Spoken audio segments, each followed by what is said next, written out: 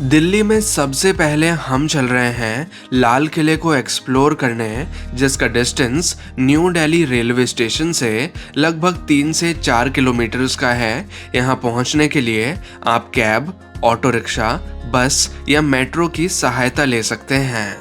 लाल किला घूमने का टिकट शुल्क लगता है 50 रुपीज़ पर पर्सन का, लेकिन अगर आप किले के साथ म्यूज़ियम भी देखना चाहते हैं तो आपका टिकट शुल्क लगेगा 80 रुपीज़ पर पर्सन का। लेकिन मैं आपको एक फ़ायदे की बात बताना चाहूँगी कि आप ऑफलाइन टिकट की जगह QR कोड की सहायता से ऑनलाइन टिकट बुक करते हैं तो ये टिकट आपको बहुत सस्ता पड़ेगा। अगर आप ऑनलाइन टिकट बुक करते हैं तो आपको 50 रुपीज़ का टिकट सिर्फ 35 रुपीज़ में पड़ेगा, और अगर आप म्यूज़ियम और फोर्ट का कंबाइंड टिकट लेते हैं तो 80 रुपीज़ की जगह सिर्फ 56 रुपीज़ का टिकट ये आपको पड़ेगा। लाल किले में प्रवेश करने के लिए दो मुख्य दरवाजे हैं, एक दिल्ली गेट, एक लाहौरी गेट। ये है दिल्ली गेट, जहाँ से अभी प्रवेश नहीं दिया जा रहा है। किले के अंदर जो मुख्यतः प्रवेश दिया जाता है वो है लाहौरी गेट, जो कि इस गेट से लगभग 600 से 700 मीटर्स की दूरी पर है। लाल किला सुबह सूर्योदय से सूर्यास्त तक ओपन रहता है, लेकिन इसके म्यूज़ियम का टाइमिंग है सुबह 9 बजे से शाम 5 बजे तक। लेकिन एक बात ध्यान रखने की है कि मंडे के दिन लाल किले का अवकाश होता है। अब लाल किले के लाहौरी गेट पर हम पहुंच चुके हैं, जो कि किले का मुख्य प्रवेश द्वार है टूरिस्ट के लिए।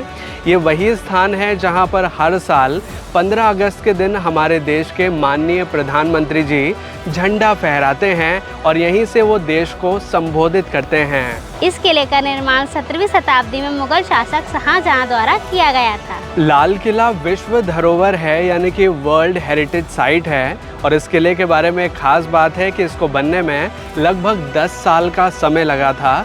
इस किले का निर्माण लाल बलुआ पत्थर से किया गया है, इसीलिए इसे रेड फोर्ट कहा जाता है।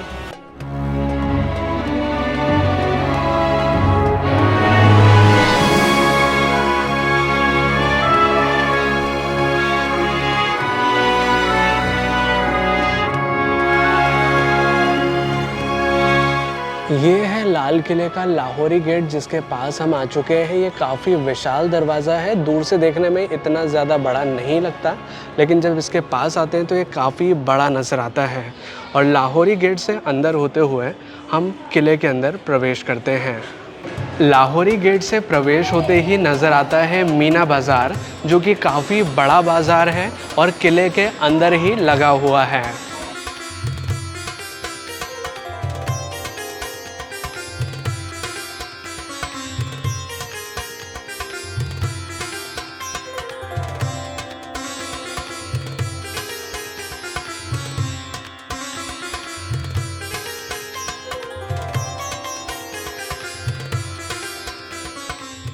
मीना बाज़ार को छत्ता चौक के नाम से भी जाना जाता है, जो कि एक तरह का ढका हुआ बाज़ार है, क्योंकि ऊपर से ये पूरी तरह शेडेड है। इसके बारे में यहाँ पर जानकारी भी लिखी हुई है इस बोर्ड पर। ये है नगाड़ा घर, जिसे नौबत खाना के नाम से जाना जाता है। जब भी शहंशाह या कोई भी विशिष्ट व्यक्ति इस किले के अंदर प्रवेश करते थे तो यहाँ पर नगाड़े बजाए जाते थे उनके स्वागत के लिए।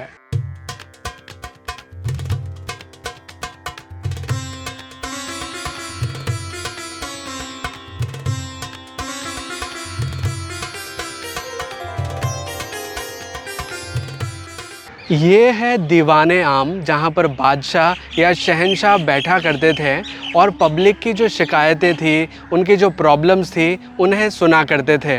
पब्लिक के बैठने की जगह या खड़े होने की जगह ये हुआ करती थी, जहाँ पर अभी ये गार्डन बना हुआ है। यहाँ पूरे एरिया में पब्लिक आया करती थी अपनी परेशानी लेकर, अपनी प्रॉब्लम लेकर, और यहाँ पर बादशाह बैठा करते थे जो कि उनकी प्रॉब्लम्स को सुनते थे और यहीं पर उनका समाधान किया जाता था। ये जो संगमरमर का सीट आप देख रहे हैं, ये वही स्थान है जहाँ पर बादशाह बैठा करते थे और यहीं पर पूरा दरबार लगा करता था।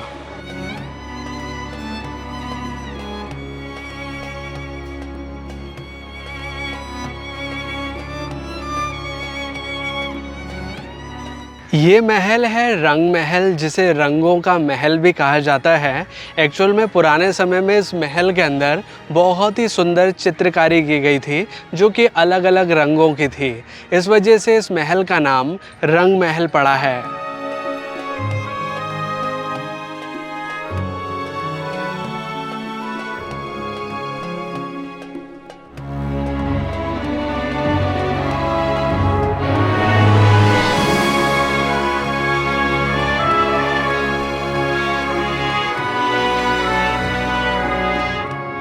ये शाही परिवार का निजी निवास स्थान हुआ करता था, जो कि सबसे बड़ा था और इसकी कारीगरी देखने लायक है। अंदर से देखा जाए तो ये बहुत सुंदर लगता है।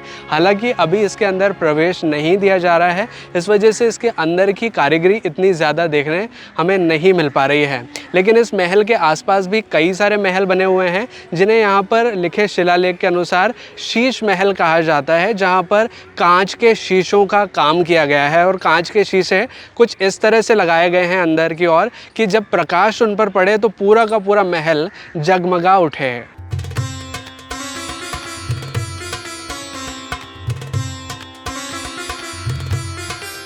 रंग महल के पास में कुछ इस तरह का तालाब भी बना हुआ है, जिसमें पुराने समय में फव्वारे चला करते थे और यहाँ बीच में जो कुंड हुआ करता था उसमें एक ऐसा फव्वारा था जो कि हाथी दांत का बना हुआ था। इस किले में महलों के नीचे कई सारे अंडरग्राउंड रास्ते बने हुए हैं, यानी कि टनल्स बनी हुई हैं, जो कि एक तरह के खुफिया रास्ते हैं जिन्हें पुराने समय में उपयोग किया जाता था।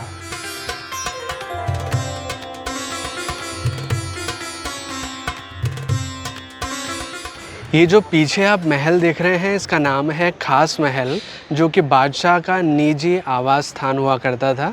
इसमें कुछ कमरे बने हुए हैं जहाँ पर बादशाह रहा करते थे और एक कमरा ऐसा है जहाँ पर वो इबादत किया करते थे।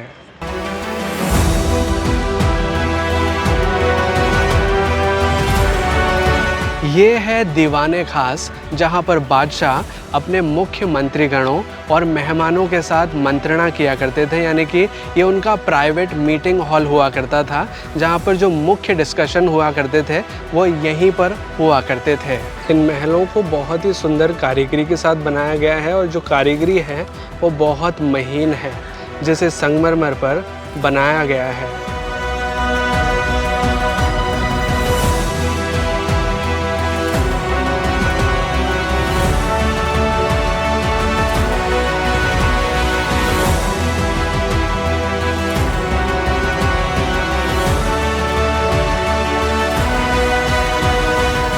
यहाँ सामने की ओर जो सिंहासन रखा हुआ है वहीं पर बादशाह बैठा करते थे और ये जो स्थान देख रहे हैं ओपन वाला, यहाँ पर मंत्रीगण बैठा करते थे और यहीं पर चर्चाएं हुआ करती थी।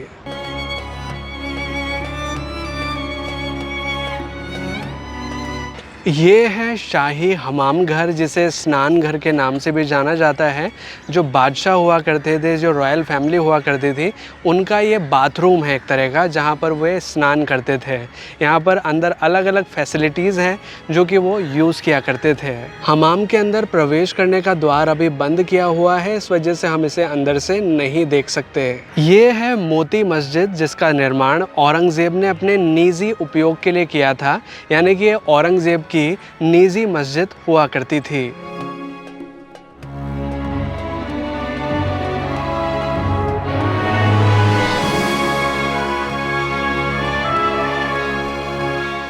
ये है हयात बख्श, जो कि चार बाग शैली में बना एक गार्डन एरिया है। इस गार्डन के चारों ओर आप देखेंगे तो आपको कुछ ना कुछ पुरानी इमारतें नज़र आएंगी, जो कि ऐतिहासिक इमारतें हैं मुग़ल कालीन, और इसके साइड में आपको नज़र आएगा म्यूज़ियम एरिया।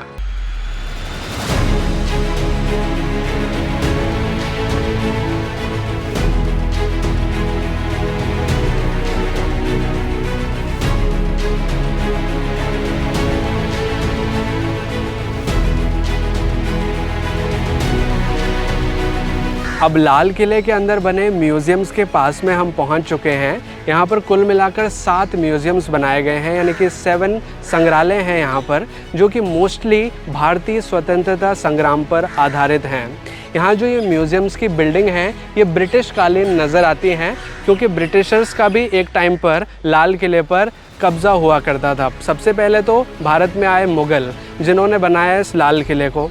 जब मुग़लों का आधिपत्य चला गया तो ब्रिटिशर्स का काल आया, तो ब्रिटिशर्स ने इस किले पर अपना आधिपत्य जमाया और उस दौरान कुछ इस तरह की बिल्डिंग्स यहाँ पर बनाई गई। जब ब्रिटिशर्स का काल चला गया तो भारतीय सेना के अंडर आ गया ये किला, और फिर बाद में इन बिल्डिंग्स को म्यूज़ियम बना दिया गया है।